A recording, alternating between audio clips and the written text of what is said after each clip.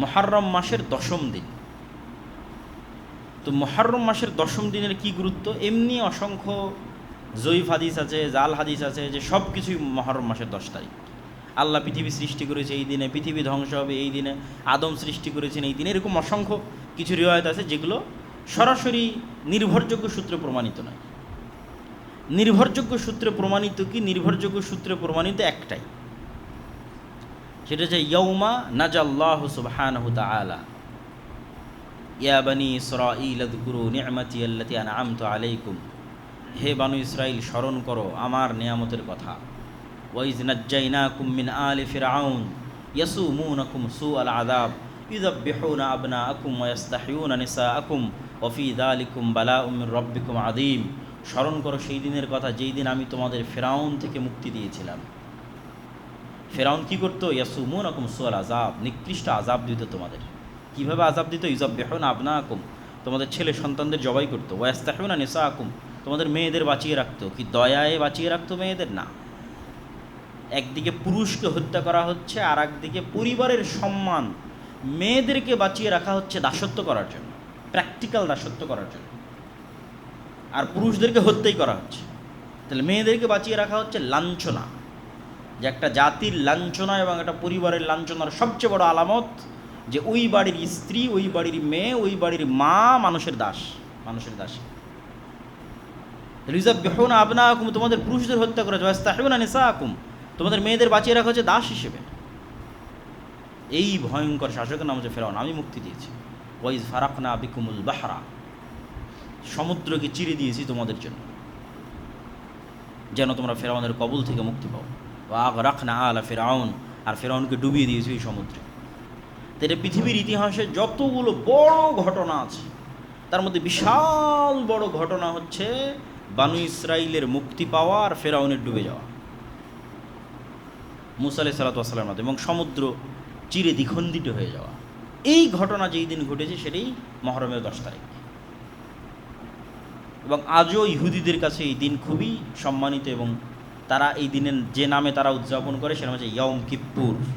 Hebrew ভাষায় যেটাকে আমরা আশুরা বলছি ওটাকেই বলা হয় ইয়ম কিপ্পুর। তো রাসূলুল্লাহ সাল্লাল্লাহু আলাইহি ওয়াসাল্লাম যখন মদিনায় গেলেন, তখন মদিনার ইহুদিরা এই দিনে সিয়াম পালন করত। তখন রমজানের সিয়াম আসেনি।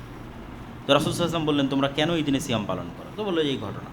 তো আল্লাহ নবী বললেন, ফানাহনু আহাক্কু ওয়া আওলা বিমূসা মিনকুম, বলছে মুসার খুশিতে খুশি হওয়ার হকদার তোমাদের চাইতে আমি বেশি। কেন? মুসা যেই তাওহীদের দাওয়াত দিত, যেই সিরাতে মুস্তাকিমের দাওয়াত দিত, এবং যেই ধারাবাহিক নবুয়তের ধারাবাহিকতায় মুসা, তারপরে আরও পরে ঈসা আলাইহিস সালাতু ওয়াস সালাম, সেই ধারাবাহিকতায় আমি মুহাম্মদ সাল্লাল্লাহু আলাইহি ওয়াসাল্লাম। তাহলে মূলত মুসা আলাইহিস সালাতু ওয়াস সালামের সকল কষ্টে কষ্ট পাওয়ার এবং সকল খুশিতে খুশি হওয়ার মূল হকদার হচ্ছে আমি। কেন? তোমরা এখন নামে মুসা আলাইহিস সালাতু ওয়াস সালামের অনুসারী, কিন্তু কাজে পথভ্রষ্ট, অভিশপ্ত। তো রাসূল সাল্লাল্লাহু আলাইহি ওয়াসাল্লাম সিয়াম পালন করলেন, এবং ইহুদিদের বিরোধিতার খাতিরে একদিন আগে অথবা একদিন পরে আর একটা সিয়াম তিনি অতিরিক্ত করে দিলেন। 10ম দিনের আগে 9 তারিখ অথবা 10ম দিনের পরে 11 তারিখ, যাতে আহলে কিতাব তথা ইহুদিদের থেকে মুসলমানের ইবাদত একটু হলেও আলাদা হয়। তো রাসূলুল্লাহ সাল্লাল্লাহু আলাইহি ওয়াসাল্লাম দুটো হাদিস, আফজালুস সিয়াম বা'দা রমাদান শাহরুল্লাহিল মুহররম, রমাজানের পরে আল্লাহর নিকটে সবচেয়ে শ্রেষ্ঠ সিয়াম হচ্ছে মুহররম মাসের সিয়াম। আর আরেকটা হাদিসে রাসূল সাল্লাল্লাহু আলাইহি ওয়াসাল্লাম বলেন, সিয়াম ইয়াউমা আশুরা আহতাসিবু আলাল্লাহ আন ইউকাফফিরা সানাতাল্লাতী ক্বাবলাহ। আমরা কিছুদিন পূর্বে আরাফার সিয়াম রেখেছিলাম 1 বছর আগের এবং 1 বছর পরের গুনাহ, আর রাসূল সাল্লাল্লাহু আলাইহি ওয়াসাল্লাম এটাতে বলছেন আশুরাতে 1 বছর পূর্বের গুনাহ। আল্লাহ সুবহানাহু ওয়া তাআলা আশুরার একদিন সিয়ামে মানুষের 1 বছরের পূর্বের গুনাহ ক্ষমা করে দেবেন। কিন্তু দুঃখের বিষয় হচ্ছে এই আশুরাকে নিয়ে আমাদের সমাজে অনেক আকীদাগত বিভ্রান্তি আছে, আর এই বিভ্রান্তির একটা ঘটনাও আছে কাকতালীয়। সেটি হচ্ছে হোসাইন রাদিয়াল্লাহু তাআলা আনহুর মৃত্যু। হাসান এবং হোসাইন রাদিয়াল্লাহু তাআলা আনহুমার প্রতি ভালোবাসা ঈমানের অঙ্গ, আলী রাদিয়াল্লাহু তাআলা আনহুর প্রতি ভালোবাসা ঈমানের অঙ্গ, সকল সাহাবীদের প্রতি ভালোবাসা ঈমানের অঙ্গ। আল্লাহর নবীর পরিবার পরিজনের প্রতি বিদ্বেষ পোষণ করা কাফের হওয়ার আলামত, মুনাফিক হওয়ার আলামত। কিন্তু মুহাম্মদ সাল্লাল্লাহু আলাইহি ওয়াসাল্লামকে যেমন যিশু খ্রিস্টের জায়গায় বসানো যাবে না, ঠিক তেমনি মুহাম্মদ সাল্লাল্লাহু আলাইহি ওয়াসাল্লামের কোনো সাহাবীকেও যিশু খ্রিস্টের জায়গায় বসানো যাবে না। যিশু খ্রিস্টকে তথা ঈসা আলাইহিস সালাতু ওয়াস সালামকে খ্রিস্টানরা কোথায় বসিয়েছে? এমন উঁচুতে নিয়ে চলে গেছে যে সারা পৃথিবীর সব মানুষের গুনাহ নিয়ে ঈসা আলাইহিস সালাতু ওয়াস সালাম মারা গেছে, নাউজুবিল্লাহ। এই জন্য ঈসা আলাইহিস সালাতু ওয়াস সালামের মৃত্যুকে উদযাপন করা, কাছাকাছি ওই সেম থিওরিতে চলে গেছে একদল বিভ্রান্ত মুসলমান হুসাইন রাদিয়াল্লাহু তাআলা আনহুর মৃত্যুকে নিয়ে। অথচ হুসাইন রাদিয়াল্লাহু তাআলা আনহুর চেয়ে অবশ্যই শ্রেষ্ঠ আশারায়ে মুবাশশার বিল জান্নাহ, জান্নাতের সুসংবাদপ্রাপ্ত 10 জন সাহাবী। অন্তত তার নিজের পিতা আলী রাদিয়াল্লাহু তাআলা আনহু তো অবশ্যই শ্রেষ্ঠ। তো যারা জান্নাতের সুসংবাদ প্রাপ্ত এবং তাদের মধ্যে যে 4 জন খলিফা, তাদেরকেও অনেককেই হত্যা করা হয়েছে। ওমরকে হত্যা করা হয়েছে, ওসমানকে হত্যা করা হয়েছে রাদিয়াল্লাহু তাআলা আনহুম। তাদের হত্যা উম্মতে মুহাম্মাদির জন্য যতটা ক্ষতিকর, ওই সময়ের জন্য যতটা ব্যথার, দুঃখের এবং কষ্টের ছিল, হুসাইন রাদিয়াল্লাহু তাআলা আনহুর হত্যাও দুঃখের এবং কষ্টের, কিন্তু তুলনা করা সম্ভব নয়। তাহলে হুসাইন রাদিয়াল্লাহু তাআলা আনহুর হত্যায় যদি শোক পালন করতে হয়, তাহলে আবু বকর, ওমর, উসমান, আলীর হত্যাতেও তো তার চেয়ে বেশি শোক পালন করতে হবে। আর তার চেয়ে বেশি শোক পালন করতে হবে মুহাম্মদ সাল্লাল্লাহু আলাইহি ওয়াসাল্লামের মৃত্যুতে। কিন্তু ইসলাম তো শোকের ধর্মই নয়, ইসলাম শোকের দিন নয়। সর্বোচ্চ স্বামীর মৃত্যুতে মানুষ শোক পালন করতে পারে 4 মাস 10 দিন, সর্বোচ্চ।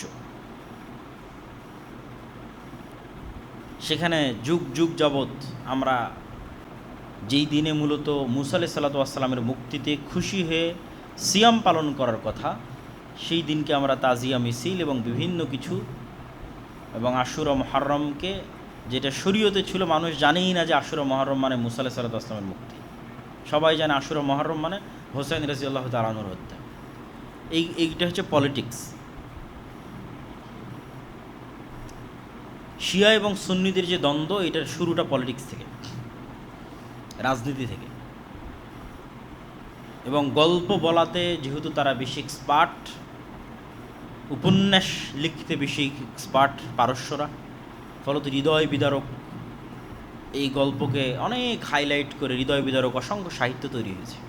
বাংলাতেও অসংখ্য সাহিত্য তৈরি হয়েছে এবং এটাকে একটা কালচারে রূপান্তর করা হয়েছে। এবং এটাকে শোক পালন, এই দিনে শোক পালন করাকে এবং নিজের উপর জুলুম করাকে ইবাদত বানানো হয়েছে, যেটার সাথে ইসলামের ন্যূনতম সম্পর্ক নেই। মানুষ নিজের গায়ে আঘাত করবে ছুরি দিয়ে, হাজার হাজার মানুষ রক্তাক্ত করবে নিজের মাথাকে, কষ্ট দিবে নিজেকে,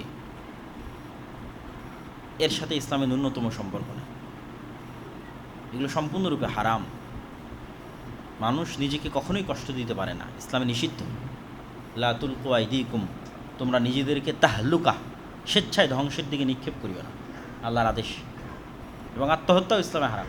এগুলো কাছাকাছি আত্মহত্যার মতো প্রবণতা। তো এই ধরনের বিভ্রান্ত এবং ভ্রান্ত আকিদা থেকে বের হয়ে এসে আমাদের আশুরা মুহররমের সঠিক আকিদা এবং সঠিক বিশ্বাস লালন করতে হবে। ছোট হিসেবে দেখার সুযোগ নাই। কেন ছোট হিসেবে দেখার সুযোগ? সবসময় বলি যে অন্য আর একটা জাতি কী করছে আর আপনি কি করছেন, এটার তুলনা। কেন সে বিজয়ী হবে না আর কেন আপনি পরাজিত হবেন না?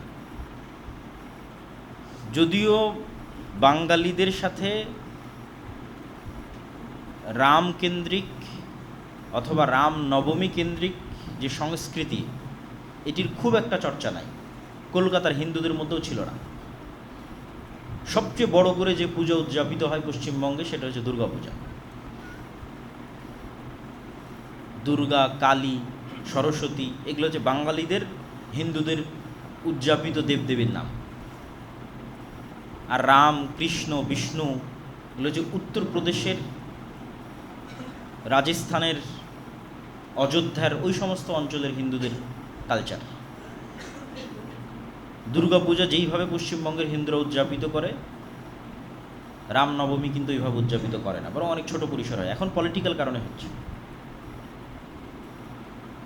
তো বিজেপির যে উত্থান, এই উত্থানের সাথে পলিটিসাইজ করা হয়েছে, জয় শ্রীরাম স্লোগানকে পলিটিসাইজ করা হয়েছে, রাজনীতিকরণ করা হয়েছে। এই জন্য কোনো একজন হিন্দু যখন, বাঙালি হিন্দু বিশাল করে দুর্গার মূর্তি তৈরি না করে রামের মূর্তি তৈরি করে, তখন সেটা পলিটিক্স, তখন সেটা বিজেপির সম্প্রসারণবাদী চিন্তার অংশ।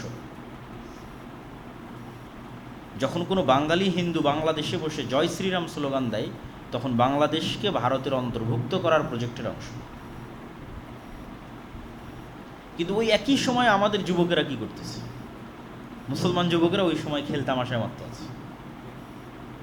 এই জায়গায় হচ্ছে আফসোস। এইভাবেই কিন্তু জাতির অধঃপতন হয় এবং জাতি তার স্বাধীনতা সার্বভৌমতা হারিয়ে ফেলে। স্পেন যেমন হারিয়ে ফেলেছে, স্পেনের মুসলমানেরা, বাগদাদ যেমন হালাকুখা চেঙ্গিস খানের হাতে ধ্বংস হয়ে গেছে, ঠিক এই সেম প্রসেসে ধ্বংস হয়, যে প্রসেসের মধ্যে দিয়ে আমরা যাচ্ছি। আমরা সকল ওই আলামত এবং ওই চিহ্নগুলো পূরণ করছি জাতি হিসেবে, প্রজন্ম হিসেবে। যেই চিহ্ন, যে আলামতগুলো পূরণগুলো একটা জাতি গোলামে পরিণত হয়, এটা জাতির স্বাধীনতা এবং সার্বভৌমত্ব থাকে না।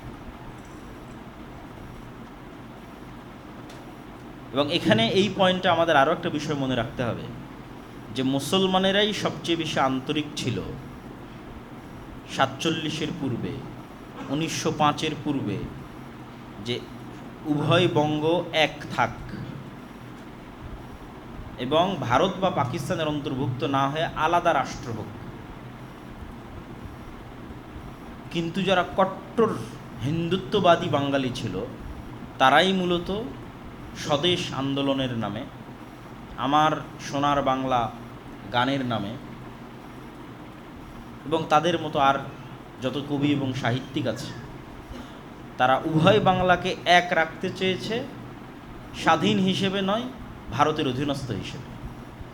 তখনই শেরে বাংলা একে ফজলুল হক এবং হোসেন শহীদ সোহরাওয়ার্দী, তাদের মধ্যে শত মতভেদ থাকলেও তখন তারা সিদ্ধান্ত নিল যে না, এটা হলে আমরা আগে যে ডাবল কলোনির অধীনে ছিলাম, দুইটা কলোনি, একটা কলোনি ব্রিটিশ, আবার ব্রিটিশরা সব দায় দায়িত্ব দিয়ে রেখেছিল হিন্দু জমিদারদের, তাহলে আমরা হচ্ছে 3 নাম্বার। আমাদের উপরে 2টা কলোনির স্তর আছে, আমাদের উপরে আছে হিন্দু জমিদাররা, তার উপরে আছে ব্রিটিশ ইংরেজরা। এই 2টা কলোনির বিরুদ্ধে ফাইট করেছে আমাদের বাপদাদারা 190 বছর, যখন আমাদের জমি জায়গারও স্বীকৃতি ছিল না। 1905 সালে কম দুঃখে এই বঙ্গের মুসলমানেরা বাংলাকে আলাদা করার জন্য আন্দোলন করেনি। তাহলে 1947 নয়, তারও আগে এই বাংলার মুসলমানেরা চিন্তা করেছিল যে না, আমরা হিন্দুদের সাথে থাকতে পারবো না, হিন্দু জমিদারদের সাথে আমাদের পক্ষে থাকা সম্ভব নয়, থাকলে মাজলুম অবস্থায় থাকতে হবে। সুতরাং বাঙালি পরিচয়ের নামে, কলকাতার বাঙালি সংস্কৃতির নামে যে উভয় বাংলাকে এক করার একটা প্রবণতা, এইটা আমাদের বাপদাদাদের 190 বছর যে 2টা কলোনির বিরুদ্ধে তারা লড়াই করেছে, হিন্দু জমিদারদের বিরুদ্ধে এবং ব্রিটিশ ইংরেজদের বিরুদ্ধে, তার বিরুদ্ধে অবস্থান। এবং এটা গভীর ষড়যন্ত্র। তো এই ষড়যন্ত্রের মোকাবেলা আপনি জ্ঞান, পড়াশোনা, যুক্তি, তর্ক, সচেতনতা এগুলো ছাড়া করতে পারবেন না।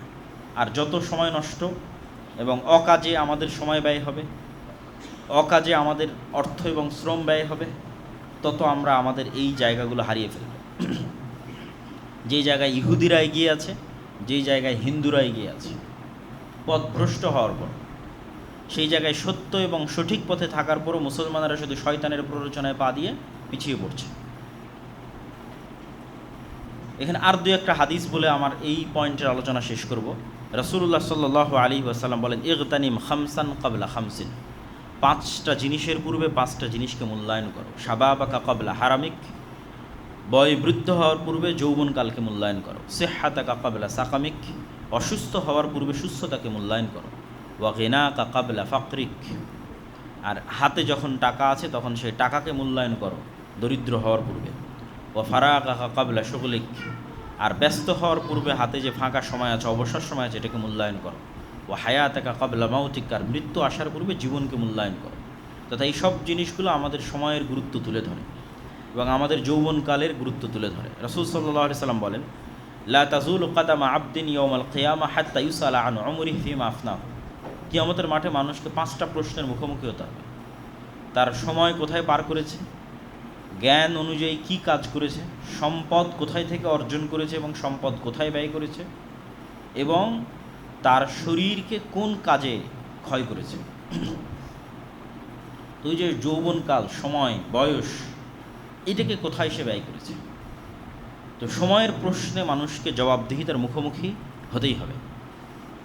এই জন্য আমরা উদাত্ত আহ্বান জানাই যে আমরা যেন আল্লাহর মহৎ সৃষ্টির যে উদ্দেশ্য, পৃথিবীর প্রতিনিধিত্ব করার যে দায়িত্ব এবং উম্মতে মুহাম্মাদি হিসেবে মানুষকে জান্নাতের পথে নিয়ে যাওয়ার যে দায়িত্ব, এইটা সম্পর্কে সচেতন হই এবং আমাদের আশেপাশে মানুষ যে সময় নষ্ট করতেছে, কাজ নাই, চায়ের স্টলে অরণ হবে। আল্লাহ সুবহানাহু ওয়া তাআলা আর এক আয়াতে বলেন, ওমিনান নাসি মান ইয়াশতারি লাহওয়াল হাদিস লিউদিল্লা আন সাবিলিল্লাহ। মানুষদের মধ্যে একদল মানুষ আছে যারা লাহওয়াল হাদিস কিনে। লাহওয়াল হাদিসের ব্যাখ্যায় ইবনে কাসির রাহিমাহুল্লাহ বলছেন, প্রত্যেক যে কাজ মানুষকে আল্লাহর স্মরণ থেকে দূরে রাখে তার সবই লাহওয়াল হাদিস। মোবাইলের গেম থেকে শুরু করে, ফেসবুক স্ক্রলিং থেকে শুরু করে, মুভি সিরিজ থেকে শুরু করে, খেলা দেখা থেকে শুরু করে যে কোনো কিছু যা মানুষকে আল্লাহর স্মরণ থেকে গাফেল করে দেয় তা লাহওয়াল হাদিস। ওমিনান নাসি মান ইয়াশতারি লাহওয়াল হাদিস লিউদিল্লা আন সাবিলিল্লাহ। যারা লাহওয়াল হাদিসে ব্যস্ত হয়ে যায়, বা স্বাভাবিক বাংলা বললে অপ্রয়োজনীয় কথা ও কাজে ব্যস্ত হয়ে যায়। মিন হুসনি ইসলামিল মারই তারকু মা লা ইয়ানিহি। একজন মুসলমানের সবচেয়ে ভালো গুণ কি? যা অপ্রয়োজনীয় তা পরিত্যাগ করে দিবে। কথা অপ্রয়োজনীয় বাদ বলবে না, গীবত, তহমত, অপবাদ, আড্ডা, কমেন্ট, ফেসবুক অপ্রয়োজনীয় বাদ দিয়ে দিবে। যেটা শোনা অপ্রয়োজনীয় সেটা বাদ দিয়ে দিবে, যেটা দেখা অপ্রয়োজনীয় সেটা বাদ দিয়ে দিবে। পুরো জীবন হবে কি কেন্দ্রিক? পরকাল কেন্দ্রিক, যেটা সবচেয়ে গুরুত্বপূর্ণ।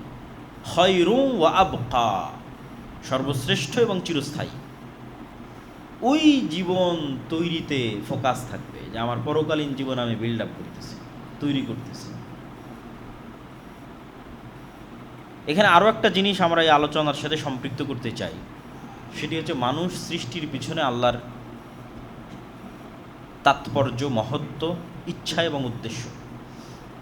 ওয়াইদ ক্বালা রাব্বুকা লিল মালাইকাতি ইন্নী জাইলুন ফিল আরদি খলিফা ক্বালু আতাজআলু ফিহা মান ইউফসিদু ফিহা ওয়া ইয়াসফিকুদ দিমা ওয়া নাহনু নুসাব্বিহু বিহামদিকা ওয়া নুকদ্দিসু লাক।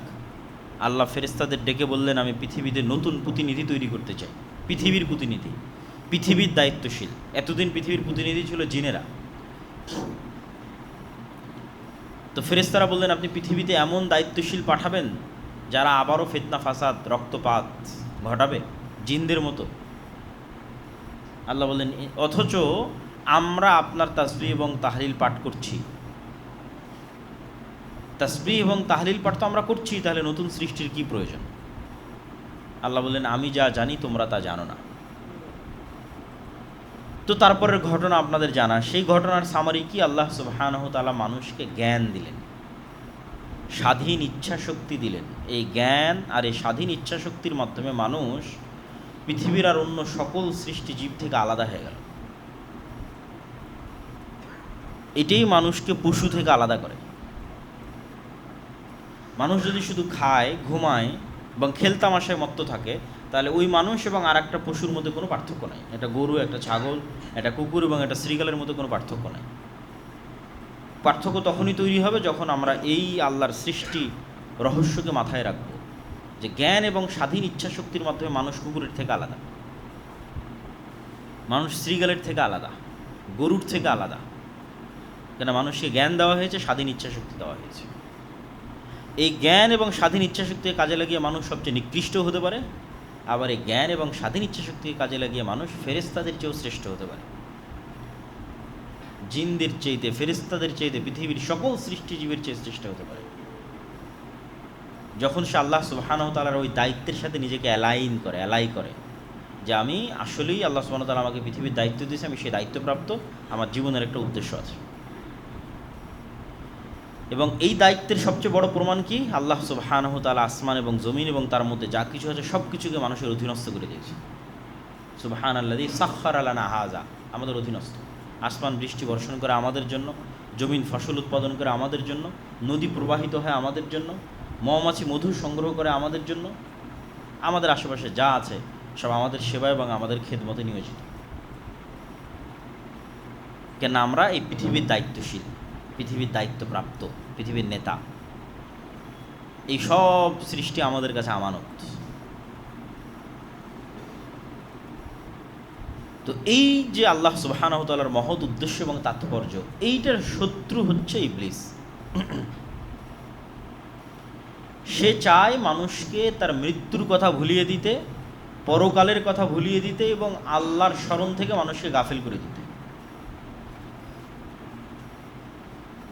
এবং আজকের যুগে আপনি চিন্তা করেন, আপনি ইউরোপ আমেরিকা ঘুরেন অথবা আর যে কোনো বিশ্বের যে কোনো জায়গায় যান, যে ইবলিস যে সাকসেসফুলি মানুষকে রব্বুল আলামিন থেকে ডিসকানেক্ট করে দিয়েছে, পৃথিবীর প্রত্যেকটা ধর্ম আজকে ধুকে ধুকে মরতেছে ইসলাম ছাড়া।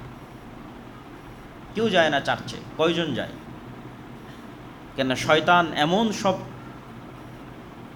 টেকনোলজি এবং স্ট্র্যাটেজি তাদের হাতে উঠিয়ে দিয়েছে যে জীবনেও কোনো দিন না মরা পর্যন্ত মরার কথা স্মরণ হবে না। জুয়া, মদ, আড্ডা, নেশা, মোবাইল, মুভি, ইন্টারনেট, খেলা, অসংখ্য কিছু, সবসময় প্রতিনিয়ত ব্যস্ত। ফলত সে আল্লাহ সুবহানাহু ওয়া তাআলা থেকে ডিসকানেক্টেড। একটু যদি কেউ আল্লাহ সুবহানাহু ওয়া তাআলার সাথে কানেক্টেড আছে, সেটা হচ্ছে মুসলমানেরাই আছে। কিন্তু দুঃখজনক হলেও সত্য যে আমরা এই জিনিসগুলোকে খুব লাইটলি, হালকা ভাবিনি, যে না ইসলাম এত কঠোর, বিশ্বকাপ খেলা দেখতে দিবে না, বিশ্বকাপ খেলার গল্প করতে দিবে না, একটা পতাকা ঝুলাতে দিবে না। এত কঠোর তো ইসলাম নয়। হুজুরেরা ইসলামকে এত কঠোর করেছে। কিন্তু আমরা হালাল হারামের প্রশ্নে যাচ্ছি না, আমরা যাচ্ছি মানুষের জীবনের লক্ষ্য এবং উদ্দেশ্য কী। মানুষের জীবনের লক্ষ্য উদ্দেশ্য কি একটা টিমের খেলার জেতায় হাততালি দেওয়া? মানুষের জীবনের লক্ষ্য উদ্দেশ্য কি জমি বিক্রি করে পতাকা টাঙানো?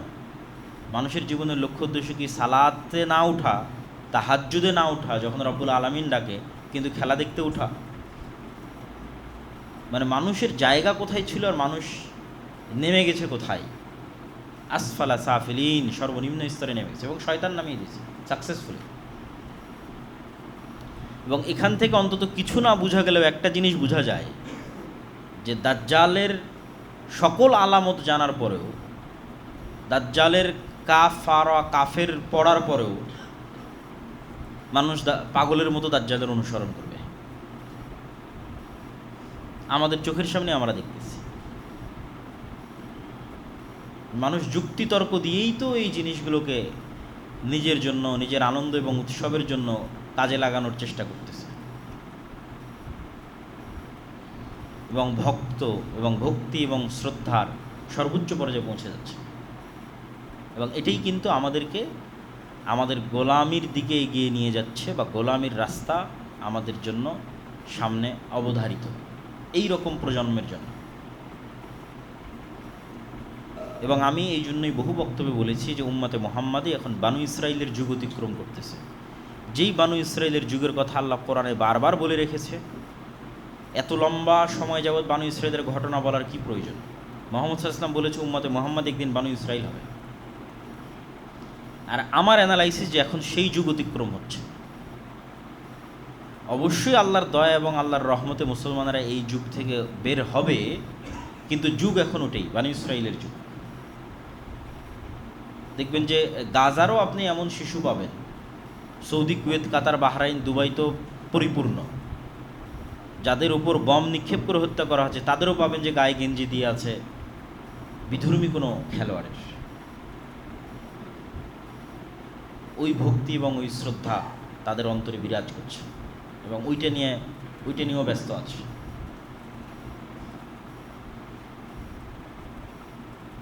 তো আমরা যতক্ষণ আমাদের জীবনের লক্ষ্য এবং উদ্দেশ্য ঠিক না করতে পারবো এবং আমাদের পরবর্তী প্রজন্মকে তাদের জীবনের লক্ষ্য এবং উদ্দেশ্য কোথায় সেটি না দেখাতে পারবো, কাজের অভাব নাই, এত কাজ, বিশেষ করে উম্মতে মুহাম্মাদির কাজের অভাব নাই, কেন আমরা মাজলুম, আমরা নির্যাতিত, আমাদের সময় নষ্ট করার সুযোগ নাই, অসংখ্য কাজ পড়ে আছে, কিছুই নাই। যে কয়েকটি বিষয়ের প্রতি মানুষের মনোযোগ আকর্ষণ করার চেষ্টা করেছেন বারবার বারবার বিভিন্ন আঙ্গিকে, তার মধ্যে সবচেয়ে গুরুত্বপূর্ণ বিষয় হচ্ছে দুনিয়ার তুচ্ছতা এবং পরকালের মূল্য। দুনিয়ার জীবন গুরুত্বপূর্ণ নয়, পরকালের জীবন গুরুত্বপূর্ণ। এই বিষয়ে আল্লাহ সুবহানাহু ওয়া তাআলা বারবার মানুষের দৃষ্টি আকর্ষণ করেছে। তো এই দৃষ্টি আকর্ষণ থেকে আমাদের যেটি শিক্ষা সেটি হচ্ছে, পরকাল এবং পুনরুত্থান যদি সত্য হয়, তাহলে যে হিসাব আমাদের দিতে হবে সেই হিসাব সময়ের হিসাব। আমরা প্রতি মুহূর্ত এবং প্রতি সেকেন্ড যা পার করছি সেটির হিসাব। যেমন আল্লাহ সুবহানাহু ওয়া তাআলা নিজে বলছেন, ইকতারাবা লিন-নাসি হিসাবুহুম, মানুষের হিসাবের সময় অতি নিকটে চলে এসেছে। ওয়াহুম ফি গাফলাতিম মুরিজুন, অথচ মানুষ অবহেলায় এবং খেলতামাশায় এই সময়গুলোকে পার করে দিচ্ছে। মানুষ মনে করছে যে এই জীবনটাই শেষ, খাওয়া দাওয়া ফুর্তি করো, দুনিয়াটা মস্ত বড়, এবং পৃথিবীর আর অন্য সৃষ্টি জীবের মতো মানুষও হয়তো জিজ্ঞাসার বাইরে থেকে যাবে, হিসাবের বাইরে থেকে যাবে। কিন্তু আল্লাহ সুবহানাহু ওয়া তাআলা মানুষকে অনর্থক সৃষ্টি করেননি। আর আল্লাহর সৃষ্টির এই সার্থকতা সেই দিনই পূরণ হবে যেই দিন মানুষের কাজের হিসাব হবে এবং মানুষকে তার প্রতিদান দেওয়া হবে। সেই দিন আল্লাহর এই সৃষ্টি সার্থক হবে। নাহলে আমরা যে মানুষ, আল্লাহর শ্রেষ্ঠ সৃষ্টি, এটি সার্থক হবে না।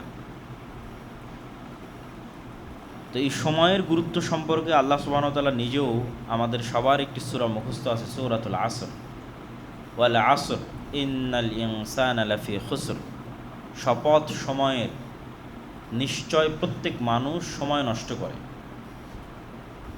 আমি এই আয়াতের এই অর্থ করি, যদিও আয়াতের শাব্দিক অর্থ হচ্ছে শপথ সময়ের, নিশ্চয় প্রত্যেক মানুষ ক্ষতির মধ্যে নিমজ্জিত। আর আমি কি বললাম? শপথ সময়ের, নিশ্চয় সকল মানুষ সময়ের বিষয়ে ক্ষতির মধ্যে নিমজ্জিত, মানে সময় নষ্ট করতেছে।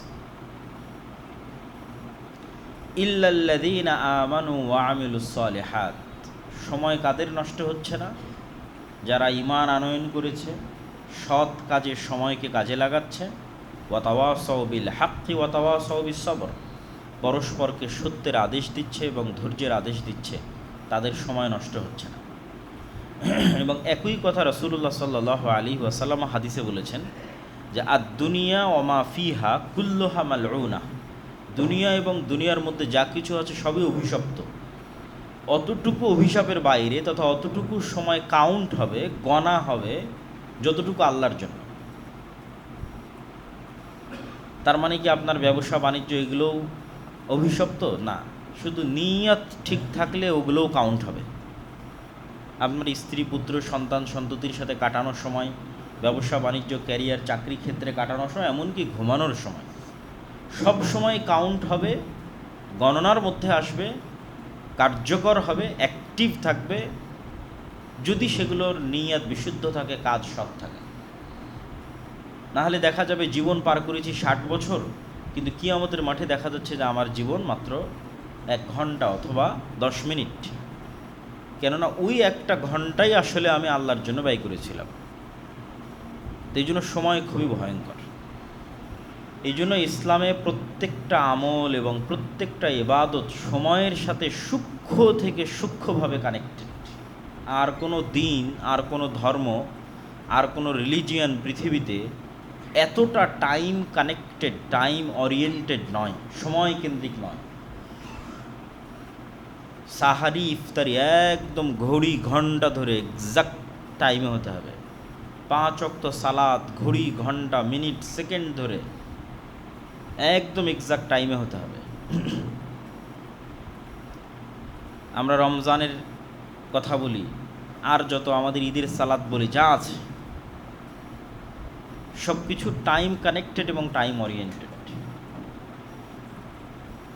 তথা আমরা যদি সময়কে একটা একমুখী সরল পথ হিসেবে কল্পনা করি, যে সময় একটা একমুখী সরল পথ, তাহলে ওই সময়ের মধ্যে মূলত আমরা ইবাদতগুলোকে ঢুকাচ্ছি। ওই সময়টাই মূলত আমার লাইফ। সময় পার হচ্ছে, ওর মধ্যে আমরা আমাদের কথা, কাজ, আমাদের ইবাদত, আমল, আখলাক সব ঢুকাচ্ছি। আর যখন ঢুকাচ্ছি না তখন ওই সময় তো পার হয়ে গেছে, ওই সময় তো সেভ অবস্থায় আছে। ফলত ওই সময়ে আর তো আমি কিছু ঢুকাতে পারলাম না। যে সময় সালাদ ঢুকানোর কথা ছিল ওই সময় তো আর কিছু ঢুকলো না, ফাঁকা চলে গেল, কিন্তু সময় তো অক্ষত। তো আল্লাহ সুবহানাহু ওয়া তাআলা পবিত্র কোরআন মাজিদের বিভিন্ন আয়াতে মানুষ দুনিয়ায় খেলতামাশায় মত্ত থাকবে এবং শয়তান মানুষকে খেলতামাশায় মত্ত রাখবে, এটির দিকেও ইঙ্গিত করেছেন। মানুষের সময় নষ্ট করাবে, এটার দিকেও ইঙ্গিত করেছেন। যেমন আল্লাহ সুবহানাহু ওয়া তাআলা বলেন, ফাখালাফা মিন বা'দিহিম খলফুন। সূরা মারিয়ামে যেখানে আল্লাহ এই আয়াত বলছেন, এই আয়াতের পূর্বে অসংখ্য নবীর ধারাবাহিক সংক্ষিপ্ত জীবনী আছে। নূহ, হুদ, সালেহ, ইব্রাহিম, লূত, মূসা, ঈসা, অনেক নবীর নাম নিয়ে সংক্ষিপ্ত ধারাবাহিক জীবনীর পর এবার আল্লাহ বলছেন, ফাখালাফা মিন বা'দিহিম খলফুন। এদের পরে এমন প্রজন্ম আসলো, তথা প্রত্যেক নবীর পরে এদের পরে এমন প্রজন্ম আসলো, আদাউস সালাত, যারা সালাতকে নষ্ট করে দিল, সালাতের গুরুত্ব তাদের কাছে থাকলো না। ওয়াত্তাবাউশ শাহওয়াত, এবং নিজের মনের প্রবৃত্তির অনুসরণ করলো, আল্লাহর কথা শুনলো না। ফাসাউফা ইয়ালকাউনা গাইয়া, এরা ধ্বংস হয়ে যাবে, আযাব প্রাপ্ত, গজব প্রাপ্ত হবে। তো অতীতের উম্মতেরা যেমন আযাব এবং গজব প্রাপ্ত হয়েছে, এই উম্মত আযাব এবং গজব প্রাপ্ত হবে। আমরাও এই কাতারে আসবো, কারণ আমরা মুহাম্মদ সাল্লাল্লাহু আলাইহি ওয়াসাল্লামের পরে আসছি। তো মুহাম্মদ সাল্লাল্লাহু আলাইহি ওয়াসাল্লাম এবং তার সাহাবীরা সালাতের গুরুত্ব দিয়েছে, শাহওয়াতের অনুসরণ করেনি। কিন্তু আমরা যারা পরবর্তীতে অনুসরণ করতেছি 1400 বছর পর, আমাদের কাছে সালাত অবহেলিত এবং আমাদের মনের প্রবৃত্তি প্রাধান্যপ্রাপ্ত। তাহলে অতীতে চলে যাওয়া জাতির মতো তো আমরা গজবপ্রাপ্ত হওয়ার হকদার। সেই গজব কোথায়? তো উম্মতে মুহাম্মাদির গজব মূলত বিধর্মীদের উম্মতে মুহাম্মাদির উপর চাপিয়ে দেওয়া। আল্লাহ আমাদের উপর শাসন করার দায়িত্ব দিবেন বিধর্মীদের। এটা হলো উম্মতে মুহাম্মাদির উপর গজবের ধরন। অথবা মুসলমান পরস্পরে গৃহযুদ্ধ। আল্লাহ সুবহানাহু ওয়া তাআলা প্রায় নবীর সময়ে গজবের স্টাইল চেঞ্জ করেছেন। সুতরাং গজব সবসময় একই স্টাইলে আসবে, এটা সাধারণত দেখা যায়নি। নূহ আলাইহিস সালাতু ওয়াস সালামকে বন্যায়, তো লূত আলাইহিস সালাতু ওয়াস সালামকে তো বন্যায় নয়। পরবর্তীতে আর কোনো নবীর ক্ষেত্রে বন্যা আসেনি, মানে গজবের ফরম্যাটে বন্যা আসেনি। লূত আলাইহিস সালাতু ওয়াস সালামকে শহর উল্টিয়ে দেওয়া হয়েছে। পরবর্তী আর কোনো নবীর গজবের ক্ষেত্রে এই ফরম্যাট আসেনি। হুদ আলাইহিস সালাতু ওয়াস সালামের কওমকে বিকট আওয়াজ, সালেহ আলাইহিস সালাতু ওয়াস সালামের কওমকে ঝড়ো বাতাস, তথা কোনো এক নবীর ক্ষেত্রে ঝড়ো বাতাস, কোনো এক নবীর ক্ষেত্রে বিকট আওয়াজ। আবার যখন আসহাবুল ফিল আসতো তখন উপর থেকে পাখি দিয়ে পাথর। তাহলে উম্মতে মুহাম্মাদির ক্ষেত্রে কি? উম্মতে মুহাম্মাদির ক্ষেত্রে কি ভূমিকম্প হয়ে মাটির নিচে ধসে যাবে, বন্যা হয়ে ডুবে যাবে? না। উম্মতে মুহাম্মাদির ক্ষেত্রে আযাবের ফরম্যাট হচ্ছে বিধর্মীরা আপনাকে শাসন করবে, অথবা আমরা নিজেরা গৃহযুদ্ধ। তারা সময়গুলোকে কাজে লাগাক, জ্ঞান অর্জন করুক, পড়াশোনা করুক। অন্য আর কোনো বিশ্ববিদ্যালয়ে আপনি এই দৃশ্য দেখতে পাবেন না, বিশ্বের উন্নত বিশ্ববিদ্যালয় যে উন্মাদনা আপনি বাংলাদেশে ঢাকা বিশ্ববিদ্যালয়ে দেখতে পাবেন। অক্সফোর্ড, ক্যামব্রিজ, হার্ভার্ড কোনো বিশ্ববিদ্যালয়ে পাবেন না এই ধরনের উন্মাদনা। তাহলে আমরা কোথায় এবং তারা কোথায়? আর আমরা বক্তব্যের শেষ অংশে এসে যেটা আলোচনা করতে চাচ্ছি সেটা হচ্ছে মুহররম। আল্লাহ সুবহানাহু ওয়া তাআলা 4টি মাসকে হারাম করেছেন এবং পবিত্র কোরআনে আয়াত অবতীর্ণ করে সেটা স্পষ্ট করেছেন। ইন্না ইদ্দাতা শুহুর ইনদাল্লাহ 12 শাহরান ফি কিতাবিল্লাহ।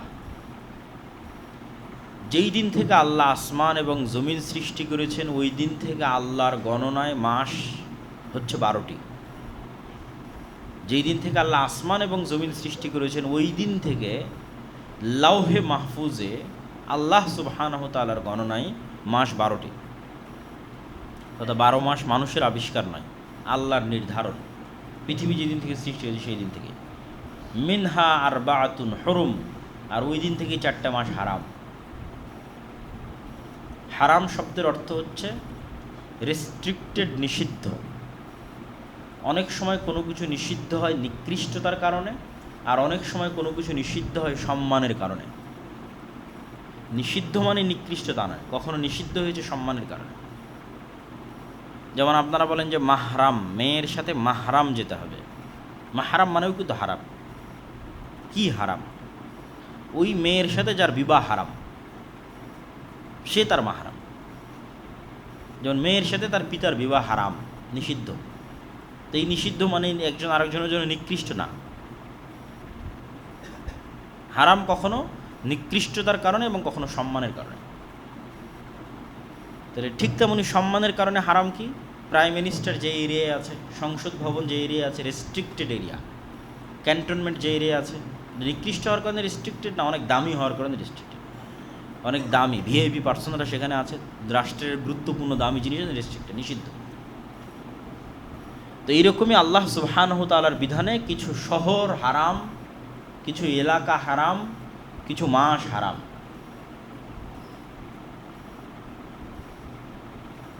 তো আল্লাহ সুবহানাহু তাআলার নির্ধারণে যেই মাসগুলো হারাম তার মধ্যে একটি গুরুত্বপূর্ণ মাস হচ্ছে মুহররম। পরপর 3 মাস, দুল কায়দা, দুল হিজ্জা এবং মুহররম। তো এই হারাম মাসগুলোর সম্মান হচ্ছে, হারাম মাসে যুদ্ধ বিগ্রহ নিষিদ্ধ। যুদ্ধ বিগ্রহ নিষিদ্ধ মানে নিজে থেকে শুরু করা নিষিদ্ধ। এটাই হারাম মাসের সম্মান, যে কোনো মুসলিম শাসক, কোনো মুসলিম খলিফা এই 4 মাসে নিজে থেকে যুদ্ধ স্টার্ট করতে পারবে না, বরং তার কোনো যুদ্ধ বন্ধ করার ক্ষমতা থাকলে বন্ধ করবে এই 4 মাসে। আর যদি যুদ্ধ চাপিয়ে দেওয়া হয়, তথা আমার উপর কেউ হামলা করতেছে, তখন তার কিছু করার নাই।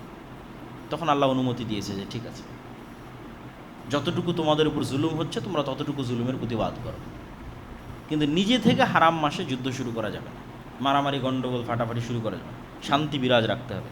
এবং এই বিধান মক্কার মুহাম্মদ সাল্লাল্লাহু আলাইহি ওয়াসাল্লাম আসার পূর্বের কাফেররা অনুসরণ করত। কাফের মুশরিকদের কাছে হারাম মাসের গুরুত্ব ছিল। আর হারাম এরিয়া হচ্ছে মক্কা এবং মদিনা। মক্কাকে হারাম করেছে ইব্রাহিম আলাইহিসসালাতু ওয়াসসালাম, মদিনাকে হারাম করেছে মুহাম্মদ সাল্লাল্লাহু আলাইহি ওয়াসাল্লাম। তো মুহররম মাসের 10 তারিখ, আশুরা মানে দশম, 10th, আরবিতে 10-এর আরবি হচ্ছে আশারা, 10। ওইটাকে যখন দশম যুক্ত করা হয়েছে তখন আরবিতে হচ্ছে আশুরা, দশম দিন। 10 থেকে দশম, তাহলে আশারা থেকে আশুরা, 10 থেকে দশম।